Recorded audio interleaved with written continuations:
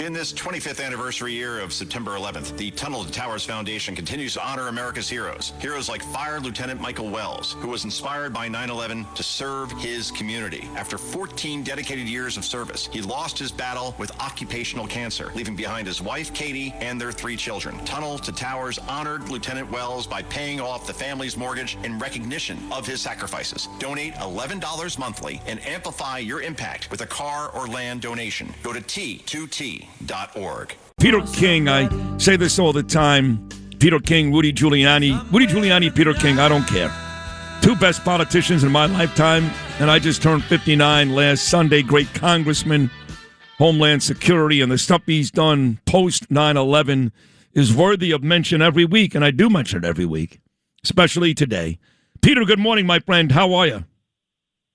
Sid, I'm doing fine. I agree with you completely about Mandami being there today. It's really a disgrace. It really, it's almost a sacrilege to have him on sacred ground. It really is. I don't know why there's not more and more people in the press that, Marsha Kramer, she's not a rookie, and to, sit there every day and kibitz with the guy and laugh and smile. I mean, again, he's had so many opportunities to say what Hassan Piker said was terrible. I don't believe that.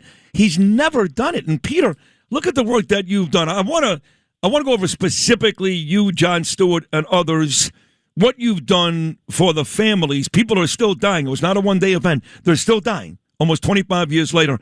What exactly were you able to accomplish? And it was masterful and beautiful for these families. Well, it was a long haul, but basically it took us 8, 9, 10 years to get it done the first time, and then 3 or 4 more times after that. We had to renew it. Now it's extended to the end of the century, and I give Congressman Garbarino credit. He's carrying the ball on that right now, and also Senator Gillibrand. I mean, it is bipartisan. Basically, it's that anyone who has an illness related to 9/11, and there's a commission that's set up to determine what a 9/11 illness is, they can go every year to get checkups. In fact, all the time, they can go get checkups to see if they have it, because the symptoms of this, the average doctor, as good as he or she may be, will not be able to detect these symptoms early on. These are devastating blood disorders, rare cancers that are formed, and we saw them dying, getting sick one by one. I used to see it in my community all the time. So now people can be diagnosed and go and be treated. And they go every year, because some of these symptoms don't even show up for 5 or 10 years, 15 years, 20 years. And then they get treatment for the rest of their life. And there are specialists that will be treating their particular type of illness. Mm-hmm. And every year we have been adding different illnesses to it. And it's a lifesaver for some, and for others it makes their life much easier anyway, less suffering. But it's horrible. I mean, more people have died since 9/11 than on 9/11, and that's a sad reality. Wow. In fact, our mutual friend, Peter Paul DiGiacomo, the former president of the DEA, Scott Monroe, doing a great job now. He just sent me a text. He said, just an FYI, said, over 500 members of the NYPD have died since 9/11, and Pat Russo... And 37 died on 9/11. And wow, how about that? 500 since, yeah. And Russo says we added 103 names to the wall in one police plaza for those members of the service that died as a result of the 9/11 attack, including Joe Esposito. He was just added, and you could appreciate all this. What a great guy. What a great guy he is and was. Wow. He was a terrific guy. You know, the mantra, and I say it every other Wednesday on this show, Peter, and you're on every Wednesday, ironically, when I do my Tunnel to Towers report for our dear friend Frank Siller, whose brother Stephen, heroic firefighter, rushed through that route, through the Battery Tunnel, into those burning buildings, carrying about 70 pounds of gear on his back, and he didn't make it. But he didn't die in vain, because Frank and his sister and the whole family started Tunnel to Towers. But the mantra is, never forget. And I got to tell you, Peter, I'm really disheartened. I really am. I'm not going to name names. There's a lot of people, seemingly, they've forgotten. They forgot. Sid, to many people, and I saw this in Congress, and I never thought I'd see it in New York, but we are seeing it now. To them, 9/11 is like Gettysburg or Pearl Harbor. It happened a long time ago. It's a moment in history, not realizing, first of all, so many people were living at that time. So many of us lost friends and neighbors, and the suffering is going to go on really for the next 20 or 30 years. And also, even if it's 100 years or 500 years, we should never forget what happened on 9/11, the evil of Islamist terrorism, and how New York so bravely fought back. You're right, Rudy was there, George Pataki was there, Bernie Kerik was there, Tommy Van Essen were there. We can go to the list of people who were there doing what they had to do. And New York really stepped up. And unfortunately now they're stepping back. They're stepping down. They really are. Father Judge died that day. And I know Mom Donnie's going to make some speech today. It's going to mean nothing, folks. You can cry up there. It's not going to mean anything until he takes Hassan Piker to task and really gives us some heartfelt explanation why he hangs out with people who were co-conspirators allegedly of a bombing and best friends who think we deserve 9/11. Until he addresses all that, I don't care what he says today. He can cry. He can talk about how great America is. It means nothing to me.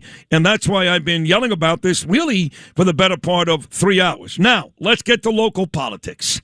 My buddy and yours. Let me just say something right now. You've been after me to get Jeanine Driscoll on the show. She's been after me to get you on the show. Yeah. And Justin must be hanging out with Randy Levine and the Yankees being wined and dined. So I took it on my own. And so she's ready to go on the show this morning. If you're ready for her. Well, I was just about to say. The next member of Congress. No, that's why I was about to say, let's get to local politics, because I was about to say your buddy and mine, Anthony D'Esposito, has decided to stay in his position as general inspector for President Trump's Labor Department. So he's not going to run against Gillen again. And then I became aware of Jeanine Driscoll because of Anthony and you. And yes, I've been all over you. Get her on, get her on, get her on. She's our hope, and here she is. Miss Driscoll, welcome to Sid and Friends in the Morning. How are you? Hi, Sid. So great to be on the show. I really appreciate it. It's great to have you, and Peter loves you. Peter has really been right about everything, even dating back to Mazi Philip. He really has. Him and Joe Cairo, they know talent. They know talent, and they really believe in their heart of hearts that you are the next congressman out of that area. Anthony is not going to run, but they love your chances against Laura Gillen. Tell these folks why you are the obvious choice.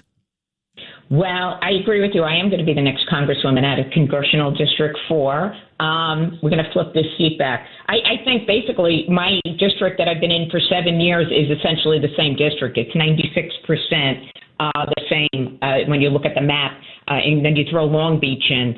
And I've, for 7 years, like literally been out in the street, pounding the pavement, trying to help people save money on taxes. That's like my number one priority. And I have a unique position as the receiver of taxes. I actually have daily contact with residents. And I talk to them on the phone and I meet with them. And I'm not talking about one or two. I'm out and I'm with 80 to 100 at a time.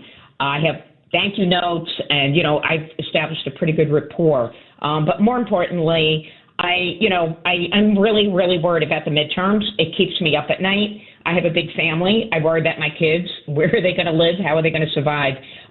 So my number one priority is to make sure that the president's agenda continues and that this man is not impeached and that this wonderful agenda that really is helping us does not come to a grinding halt.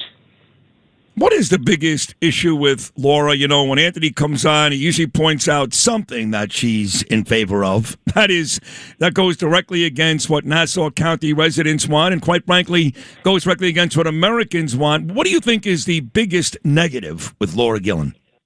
Well, it's just so many, but I'm just going to point out, I guess, what you said, the biggest. So, she's voted against assault deduction. That was restored last year.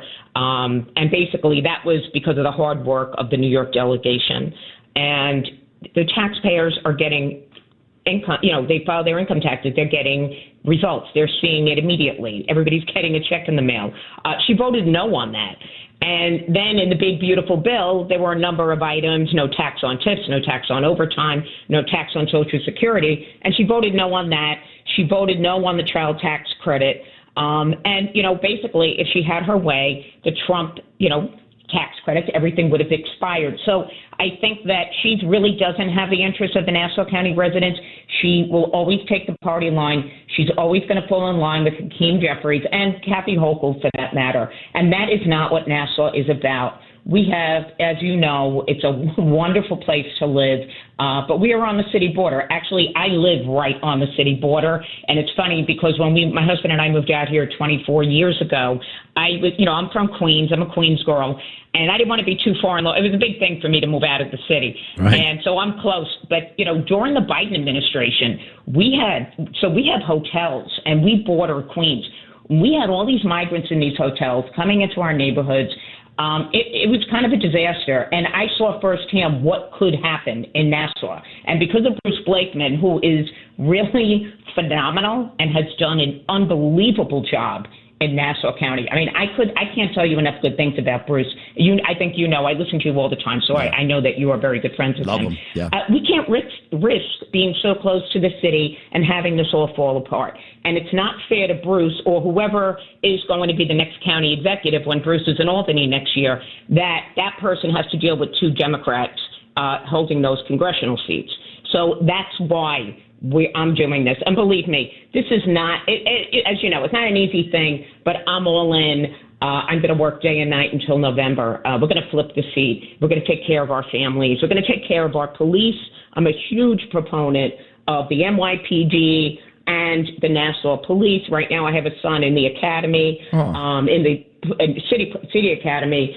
So as you know, I'm watching very closely what's happening with the police commissioner and the mayor. I just hope she can stick it out and stay on, because I think she's doing a pretty good job. I agree with everything you sound great, Jeanine Driscoll. You sound great. I agree with everything you just said. We need you to win. Actually texted me. I know, Pete, you're still on the line here. Jeanine, you too. I got a text the other day. You can't make this up. You ready for this? Tom Swazi. So I haven't talked to Swazi, I don't know, in months, but he was getting a haircut. I guess he was at his barber somewhere in Nassau County, and the barber brought up my name. He said, "Hey, are you friends? Are you listening to Sid Rosenberg?" So Swazi called me and texted me right away. He said, "Just so you know, my barber loves me." He said, and I know Swazi is running against Mike LaPetri. So we got a couple of races out there where we have great Republicans like Mike and you, Jeanine, running. But how about that, Pete? Your buddy Tom Swazi reached out to me. Listen, everyone's reaching out to you, but the one who's legit is Jeanine, because I thought she was a very smart, intelligent woman. Then she tells me she listens to you all the time. How could that be? I mean, by the way, just to tell you what a good guy Joe Cairo is. Jeanine has a great family. One of her sons is a big football player, and Joe Cairo has been the longest-running high school football referees in Nassau County over 20 years. His career ended when Jeanine's son slammed into him. Oh, my God. Told him or something. No way. Still, he nominated Jeanine to run for office. Is that true, Jeanine? Yeah, and so that is, it could, it is, Chairman Cairo, who is amazing, obviously, Sid, he, the man is a genius. Yeah. He supports every single elected official, 100%. There's no favorites, there's nothing. He supports everybody. He's out there. I don't know how he does it 24/7. I've never seen anybody work harder and support us. But what Peter is referring to happened a year before I even got into this. I was elected in 2019. I think that was 2018.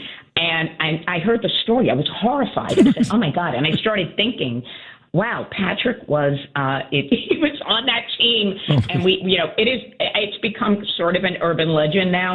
I don't want to say it was him for sure, right? But there were two Flora Park football players involved, and very well could have been him. Could have been him. So in the last 30 seconds, Joe Cairo says it was him. Joe never lies. That's right. He never lies. I got about 30 seconds. I've got Leo Terrell waiting on hold, the great DOJ guy. So for folks, Jeanine, who want to start to help you out now, and let me just say it so it's on record. I, Sid Rosenberg, am enthusiastically endorsing Jeanine Driscoll for Congress coming up in November. But folks, Jeanine, that want to help you, what's the best way to do it? So we have a website set up where you can donate directly, and it's Driscoll for Congress, and it's letter 4 for 4th Congressional District instead of FOR, DriscollForCongress.com. And obviously, Sid, and Peter King knows the money right now is important. I hate to say that, but that's the reality of running, especially in this kind of a race. So I hope people will support me. I'm all in, and I'm basically not going to sleep until November. But I'm so happy to be doing this. I really feel like I'm giving back, and I want to help the president. President Trump's doing a great job, and I just can't see a bright future if we lose the midterms. We have to flip as many seats as we can. 100% Hey, true. Sid, I'm afraid I'm going to lose my spot here on Wednesday. Jeanine, what's happening here? Don't worry, Pete. You're not going anywhere. You were great today, too. And I speak on behalf of all New Yorkers, Peter King. I mean this sincerely. Thank you for the amazing work you've done for the 9/11 families. And, for guys like you and me today, we're focusing on the mayor being there because it hurts, man. It hurts. But you have been a steadfast hero for the last 25 years, Peter King. So thank you for this great appearance today. Thank you for your amazing career. And Jeanine, we're getting going. You're going to win come November, I promise you. Thank both of you guys. Thank you so much. All right, guys. Thank you. Good Peter, job. take care. Peter King right there, and Jeanine Driscoll running for that seat in Nassau County. Anthony D'Esposito's old seat. It's now Laura Gillen's seat. Get Laura the hell out of there. Thanks for listening to Sid and Friends in the Morning. You can hear Sid and Friends in the Morning weekday mornings at 6. If you like the podcast, share it with your friends and listen anytime at WABCRadio.com and download the WABC Radio app. Hit that subscribe button on all major podcast platforms. Plus, follow WABC on social on Instagram, TikTok, Facebook, and X. See you next time for a new episode so you never have to wonder. What the heck is going on here? This is Roger Stone with a serious warning for you. The U.S. dollar has lost 97% of its purchasing power since 1912. Your savings are exposed, and gold and silver remain the final hedge against currency devaluation, inflation, and ongoing economic uncertainty worldwide. So call 844-272-2428 now to get your free gold and silver guide from American Sovereign Bullion and learn how to protect your wealth with gold and silver. Call 844-272-2428 or visit dyingdollar.com. That's dyingdollar.com.